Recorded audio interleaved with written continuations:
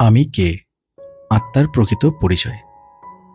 তো এই প্রশ্নের গভীরে প্রবেশ করার প্রথমেই শুরু করব প্রশ্নের জন্ম মানে আমি কে এটা দিয়ে।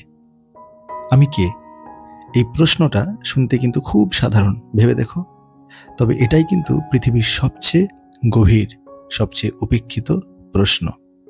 দেখবে আমরা এই প্রশ্নের মুখোমুখি হইই না। কেন বলো তো?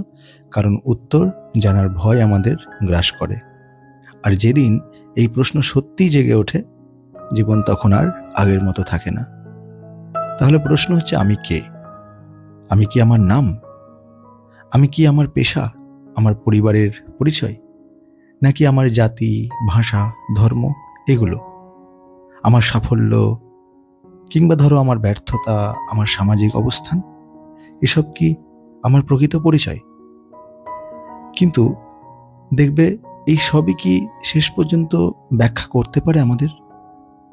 যদি ধরো হঠাৎ একদিন তোমার নাম মুছে গেল, তোমার মুখ আর কেউ চেনে না, ধরো তোমার কাজ নেই, পরিচিতি নেই, বন্ধু বান্ধব নেই, তখন তুমি কে থাকবে? যদি সমস্ত কিছু ছিনিয়ে নেওয়া হয় সেই শূন্যতার মধ্যে, তবে তোমার মধ্যে তখন কে বেঁচে থাকবে? এই প্রশ্নটা একবার যদি হৃদয় ছুঁয়ে যায় তোমার, তবে তার উত্তর খুঁজতে তোমার মনের সীমা পেরিয়ে কিন্তু যেতে হবে। আমাদের ওয়েস্টার্ন ফিলোসফাররা কি বলেছেন একে? Existential question. কিন্তু আমাদের সনাতন দর্শন, সনাতন ধর্ম কি বলেছে? যে এই প্রশ্ন হলো আত্মার স্মরণ, স্মৃতির ভেতরে ঘুমিয়ে থাকা আত্মপরিচয়ের আহ্বান। আমরা নিজেদের সাজাই, দেখবে বাহ্যিক পরিচয়, নাম বলো, পোশাক, সোশ্যাল মিডিয়া প্রোফাইল, কাজ, এ সমস্ত। কিন্তু সব যদি ধরো মুছে গেল, তখন কে রয়ে যায়? এক নিঃশব্দ চেতনা, যে চেতনা জন্ম থেকে আমাদের সঙ্গে ছিল, আবার যে মৃত্যুর পরেও নিঃশব্দে বহমান থাকবে। তাহলে সেই চেতনার নামই হলো আত্মা। আর তার প্রশ্ন, আমি কে? এই যাত্রার সূচনা। এবার আসবো আত্মা বনাম দেহ, পরিচয়ের বিভ্রান্তি কি। দেখবে আমাদের দেহ বদলায়, শিশুকাল থেকে শুরু করে সেই বৃদ্ধাবস্থা পর্যন্ত। এই যে শরীর প্রতি মুহূর্তে বদলাচ্ছে, চোখের রং বদলায়, ত্বকের রেখা গভীর হয়, কেশ ঝরে পড়ে, অস্থি ভেঙে যায়, রক্তের স্রোত কিন্তু ম্লান হয় আমাদের। তবুও আমি বদলাই না কেন? আমার স্মৃতি টিকে থাকে, আমার সচেতনতা অটুট থাকে, আমার অনুভব যে আমি আছি তা কখনো ঘোলাটে হয় না। ধরো যদি আমি দেহ হতাম, তবে দেহের ক্ষয়ে যাওয়ার সঙ্গে সঙ্গে আমার অস্তিত্ব মুছে যেত, অবশ্যই যেত। কিন্তু তা তো হয় না। আমি নিজেকে এখনো সেই একই আমি বলে অনুভব করি। যে আমি ছিলাম 5 বছর আগে, যে আমি ছিলাম 15 বছর আগে, আবার ধরো যে আমি ছিলাম মাতৃগর্ভে চোখ না খুলে। তাহলে প্রশ্ন তো অবশ্যই জাগে, আমি কি দেহের ভিতরে বাস করা আত্মা, না আত্মার বাহনে ভ্রমণরত এই দেহ? এখানে উপনিষদ বলে ওঠে, কি বলে? যে আত্মা অন্য কিছুতে বিলীন নয়, সে পৃথক, চেতন, স্বতন্ত্র। এই দেহ, মন, ইন্দ্রিয় সবই তার উপকরণ, তার বাহন। কিন্তু আত্মা কারো দ্বারা গঠিত নয়, সে নিজেই সত্তা। দেহভিত্তিক পরিচয় মানে ক্ষণস্থায়ী অস্তিত্বে নিজেকে খোঁজা, যেখানে মৃত্যু মানে সব কিছু শেষ, যেখানে যৌবন মানে পরিচয় আর বার্ধক্য মানে বিস্মৃতি। কিন্তু আত্মাভিত্তিক পরিচয় মানে চিরন্তন উপলব্ধি, যেখানে মৃত্যু একটি পরবর্তী যাত্রার সিঁড়ি, যেখানে বার্ধক্য মানে বাইরের ক্ষয় কিন্তু ভিতরের দীপ্তি। এই বিভ্রান্তি আমাদের বেঁধে রাখে দেহের রূপে, রঙে, গন্ধে। আর এই বিভ্রান্তি সৃষ্টি করে কি? সৃষ্টি করে ভয়, অহংকার, লোভ আর ভেদ বুদ্ধি। যতদিন তুমি দেহকে নিজের ঠিকানা ভাববে, ততদিন মৃত্যু তোমার কাছে এক চরম অন্ধকার। কিন্তু যেদিন তুমি বুঝবে যে আমি দেহ নই, আমি আত্মা, সেদিনই তুমি চিরজীবনকে প্রথমবার ছুঁয়ে ফেলবে। এবার আসবো মন, বুদ্ধি, অহং এবং তাদের ভ্রান্ত অধিপতি। দেখবে অনেকেই ভাবি আমরা, বা অনেকে ভাবে যে আমি মানে আমার মন, কারণ আমরাই তো ভাবি, কল্পনা করি, অনুভব করি, তাহলে মনই তো আমি, তাই না? কিন্তু না, মন কখনো স্থির থাকে? ভেবে দেখো। এক মুহূর্তে আনন্দ, পরের মুহূর্তেই বিষণ্ণতা, একদিকে আকর্ষণ, অন্যদিকে বিতৃষ্ণা। মন একটা বয়ে যাওয়া নদীর মতো, কখনো প্রবাহিত হচ্ছে, কখনো উন্মত্ত, কখনো আবার স্থবির। যে সত্তা প্রতিনিয়ত বদলায়, তাকে আমি বলা যায় কি? একদমই যায় না। কারণ আমি নামক সত্তাটি সর্বদা এক অনুভূতিময় কেন্দ্রে অবস্থান করে, আর মন তো কেবল সেই কেন্দ্রে ওঠানামা করা একটা তরঙ্গ মাত্র। আর বুদ্ধি অবশ্যই সিদ্ধান্ত দেয়, ভালো মন্দ বিচার করে, কিন্তু বুদ্ধি তো অনেক সময় ভুল সিদ্ধান্তও দেয়, কখনো চঞ্চল, কখনো কৃপণ, কখনো দ্বিধাগ্রস্ত। বুদ্ধি এক ধারালো অস্ত্র, কিন্তু অস্ত্রধারী নয়। তবে কি আমি মানে অহং? দেখো, অহং ভাবে, কিভাবে বলো তো? যে আমি এই কাজ করেছি, আমি বড়, আমার সম্মান, আমার সাফল্য। কিন্তু এই আমিটা এত ভঙ্গুর কেন তবে? কেন সামান্য অপমান, সামান্য পরিবর্তনে সে কেঁপে ওঠে? কেনই বা সে ভেঙে পড়ে? এই সব প্রশ্নের উত্তর দিতে আসে কিন্তু আমাদের উপনিষদের এক অনন্ত বাণী। ঘোষণা করে কি? মনোবুদ্ধি অহংকার চিত্ত চতুষ্টয় প্রাকৃত। অর্থাৎ মন, বুদ্ধি, অহং ও চিত্ত, এই চারটি উপাদান প্রকৃতির অন্তর্গত। তারা আত্মার অংশ নয়, তারা আত্মার যন্ত্র। আত্মা তাদের দ্বারা প্রকাশ পায়, কিন্তু তাদের সঙ্গে একাত্ম হয় না কখনো। এবার প্রশ্ন আসে, তাহলে আমি কি? আমি হলাম সেই নিঃশব্দ সাক্ষী, যে এই মনকে উঠতে নামতে দেখে, অবশ্যই দেখে, বুদ্ধির প্রতিটি দ্বিধা অনুভব করে, অহংকারের প্রতিটি দম্ভ শোনে, তবুও জড়িয়ে পড়ে না। আত্মা অনুভব করে, কিন্তু জড়ায় না। আত্মা দেখে, কিন্তু বন্ধন করে না। আত্মা সাক্ষী, কিরকম? সর্বদা উপস্থিত, কিন্তু অনাসক্ত। এই যে সত্য, এই সত্য উপলব্ধি না করলে আমরা প্রতিনিয়ত মনকে ভাবি, আর ভেবে এক ভ্রান্ত সত্তার অধীনে বন্দী থাকি। আত্মা মানে সেই অবিকৃত চেতনা, যে কখনো পরিবর্তিত হয় না, শুধু সব দেখে, সব জানে, সব অনুভব করে, কিন্তু কিছুতেই আমি বলে না। এবার আসবো আত্মার প্রকৃতি, জ্ঞান, চেতন, আনন্দময়। দেখবে শরীর ক্ষয়ে যায়, মন ভেঙে পড়ে, বুদ্ধিও ক্লান্ত হয়, কিন্তু আত্মা? প্রশ্ন আসে এখানে। আত্মা কিন্তু কখনো সৃষ্টি হয় না, আবার কখনো নষ্টও হয় না। সে আগেও ছিল, এখনো আছে, পরেও থাকবে। যখন দেহ থাকবে না, মন থাকবে না, নাম থাকবে না, তখনও কিন্তু সে থাকবে, যেন নিঃশব্দ এক দীপ্ত চেতনা। শাস্ত্র কি বলে? অজ অনাদি নিত্য শাশ্বত। অর্থাৎ আত্মা জন্মহীন, আদিহীন, চিরন্তন এবং অপরিবর্তনীয়। জন্ম নেই তার, কারণ আত্মা কখনো সৃষ্টিই হয়নি, সে চিরকালীন। আবার মৃত্যুও নেই তার, কেন?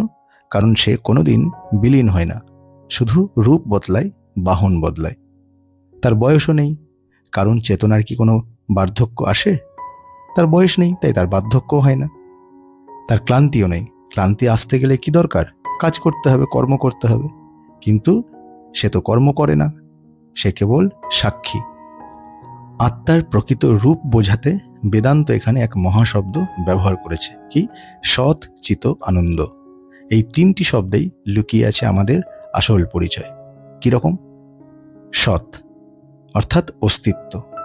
আমরা জানি না ভবিষ্যৎ আদৌ আছে কিনা, আমরা জানি না স্বপ্ন সত্য কিনা, কিন্তু এক জিনিস অবশ্যই আমরা জানি, যে আমি আছি। এই যে আমি থাকা, এই চেতনা, এই উপলব্ধি হলো সৎ। আত্মা মানে অস্তিত্বের এমন এক রূপ যে কোনো প্রমাণ ছাড়াই নিজেকে প্রমাণ করে। এবার আসবো চিত অর্থাৎ চেতনা। আত্মা অনুভব করে, উপলব্ধি করে, তবে জানার জন্য নয় কিন্তু, কারণ সে নিজেই জ্ঞান, তাই তার জানার দরকার নেই। চেতনা মানেই আলোক স্নান। যে আলোয় সব দেখা যায়, মানে যে আলোতে আমরা সব দেখতে পাই, কিন্তু যে আলো নিজেকে কিন্তু দেখে না, কারণ সে নিজেই চিরজাগ্রত, তাই তার দেখার প্রয়োজন নেই। আমরা দেখার জন্য ইন্দ্রিয় ব্যবহার করি, কিন্তু আত্মা দেখে অবশ্যই, কিন্তু তা ইন্দ্রিয় ছাড়াই। এবার আসবো আনন্দ অর্থাৎ ব্লিস, নট প্লেজার। এটা আনন্দ নয় যা ভালো খেতে পেলে হয়, আবার এটা কিন্তু সুখও নয় যা জিতে গেলে হয়। এটা হলো সেই তৃপ্তি যেখানে কিছু পাওয়ার প্রয়োজন নেই, কারণ আত্মা নিজেই সম্পূর্ণ। এই আনন্দ আর কারোর ওপর নির্ভর করে না, এটা আসে এক গভীর আত্মবোধ থেকে, যেখানে আত্মা নিজেকেই চিনতে পারে এবং বলে, কি বলে? আমি পরিপূর্ণ, আমি চিরন্তন, আমি মুক্ত। তুমি যদি নিজের আসল পরিচয় জানতে চাও, তবে এই 3টি শব্দে তোমাকে ডুবে যেতে হবে। সৎ চিত আনন্দ। তুমি কেবল বেঁচে আছো, এটা সত্য নয়, তুমি এক অস্তিত্ব, এটা সত্য। তুমি কেবল জানো না, তুমি চেতনা। তুমি কেবল খুশিও নও, তুমি এক আনন্দময়। এটাই আত্মা, আর এটাই হলো আমির আসল রূপ। এবার আসবো আমি কার সঙ্গে একাত্ম, ব্রহ্ম ও আত্মার ঐক্য। আমরা এতক্ষণ খুঁজে পেলাম যে আমি দেহ নই, আমি মনও নই, আমি বুদ্ধি অহংকার কিছুই নই। আমি আত্মা, এক চেতনা, এক সত্তা। কিন্তু এই আত্মা কি একা দাঁড়িয়ে আছে? সে কি শুধু আমার, নাকি সে কারো বৃহত্তর সত্তার অংশ? এখানে সনাতন শাস্ত্র বলে, কি বলে? মমৈবাংশ জীবলোকে। প্রতিটি জীবের আত্মা হলো ঈশ্বরেরই অংশ। যেমন সূর্যের প্রতিটি রশ্মি সূর্যের অংশ, যেমন সমুদ্রের প্রতিটি ঢেউ সমুদ্রের অংশ। এখন তুমি যদি ঢেউকে আলাদা ভাবো, সে হয়তো কিছু সময়ের জন্য নিজেকে আমি বলবে, কিন্তু ঢেউ আর সমুদ্রের মধ্যে কোনো ভেদই নেই। ঢেউই সমুদ্র, সমুদ্রই ঢেউ। আত্মা আর ব্রহ্মের সম্পর্ক ঠিক তেমন। যে আত্মা আজ আমার দেহে বসে চেতনায় দীপ্ত, সে আসলে চিরন্তন ব্রহ্মের এক ক্ষুদ্র জ্যোতিষ্কণা। যতদিন আমি মনে করি আমি দেহ, আমি মন, ততদিন আমি ঢেউয়ের মতো সীমিত, ক্ষুদ্র, আলাদা। আর যেদিন আমি বুঝি যে আমি আত্মা, সেদিন আমি সমুদ্রের সঙ্গেই মিশে যাই। আর এই মিলনের নামই হলো আত্ম অন্বেষণ। আর আত্ম অন্বেষণ মানেই ঈশ্বরান্বেষণ। তুমি যদি সত্যি নিজের আত্মাকে চেনো, তবে তুমি ঈশ্বরকেও ছুঁয়ে ফেলবে, কারণ তোমার আত্মা আর তার সত্তা এক অভিন্ন চেতনা। এখানে শ্রীমদ্ ভগবদ গীতা বলে ওঠে, কি বলে? ঈশ্বরা সর্বভূতেষু হৃদ্দেশে অর্জুনা তিষ্ঠতি। অর্থাৎ ঈশ্বর প্রতিটি জীবের অন্তরে অবস্থান করেন। তুমি ঈশ্বরকে বাইরে খুঁজে পাবে না, তুমি তাকে নিজের অন্তরে অনুভব করবে। যতদিন তুমি আমিকে ছোট ভাবো বা ছোট ভেবে থাকো, ততদিন তুমি ঈশ্বরকে দূরে পাবে। যেদিন তুমি নিজের আত্মাকে চিনবে, সেদিন তুমি আর ঈশ্বরের মধ্যে দূরত্ব থাকবে না, কারণ তখন তুমি জানবে যে আমি তার অংশ, তিনিই আমি। এবার এসেছি সেই সমাপ্তিতে, আত্মজাগরণের আহ্বান। তোমাকে ভাবতে হবে যে আমি দেহ নই, আমি মনেরও অতীত, আমি বুদ্ধি, অহংকার, স্মৃতিরও অতীত, আমি সাক্ষী, আমি আত্মা। আমি জন্মাই না, আবার আমি মরিও না, আমি বদলাই না, আমি ক্ষয়ও হই না। আমি আছি চিরন্তন, চেতন, আনন্দময়। আমি ঢেউ নই, আমি সমুদ্রেরই অংশ। আবার আমি আলোও নই, আমি সেই দীপ্তি যার ভেতর আলো জন্ম নেয়। আমি ক্ষুদ্র নই, আমি অসীমের স্পন্দন।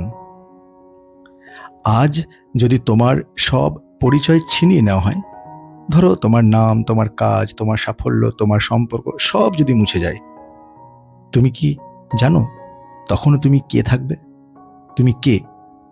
তখন তোমার ভিতরে যে নিঃশব্দ সাক্ষী থাকবে, যে সব কিছু দেখে, সব অনুভব করে, তবুও কোনো কিছুতে জড়িয়ে পড়ে না, সেই হলো তুমি। নিজের চেতনার দরজা খোলো, বাহ্যিক শব্দ থামাও, নীরবতার গভীরে ডুবে যাও। সেই নীরবতার ভিতর তুমি যে আলো স্পর্শ পাবে, সেই হলো তোমার আত্মা, আর সেই তোমার ঈশ্বর। তুমি যে প্রশ্ন আজ শুনলে, যে আমি কে, এই প্রশ্নের উত্তর কোথাও নেই। বইতে আছে শুধুমাত্র পথপ্রদর্শক হিসেবে, কথাতে আছে তোমাকে রাস্তায় আলো দেখানোর জন্য, কিন্তু এর আসল উত্তর আছে তোমার নিজের অন্তরের দীপ্তিতে। অতএব আমি দেহ নই, আমি মনও নই, আমি সাক্ষী, আমি আত্মা, আমি ব্রহ্মের অংশ, আমি অনন্ত। ভিডিওটা এখানেই শেষ করলাম। ভিডিওটা থেকে যদি কিছু শিখতে পারো, যদি ভালো লেগে থাকে, অবশ্যই একটা সাবস্ক্রাইব, একটা লাইক, কমেন্ট, শেয়ার আমার সবচেয়ে বড় প্রাপ্তি হবে। খুব তাড়াতাড়ি পরের ভিডিও নিয়ে আসছি। ভালো থেকো বন্ধু।